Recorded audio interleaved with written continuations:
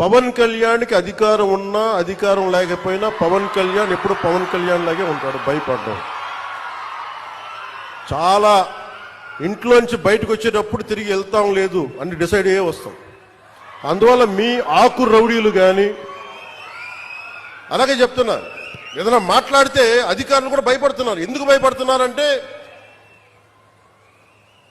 చెవుల్లో చెప్తారు. అదే సార్ వాళ్ళ వెనక చాలా మంది రౌడీలు ఉంటారండి, కిరాయి హంతకులు ఉంటారంటే మీకు కరెక్ట్గా యోగి ఆదిత్యనాథ్ లాంటి ట్రీట్మెంట్ కనుక ఒక్కొక్కడికి ఇస్తే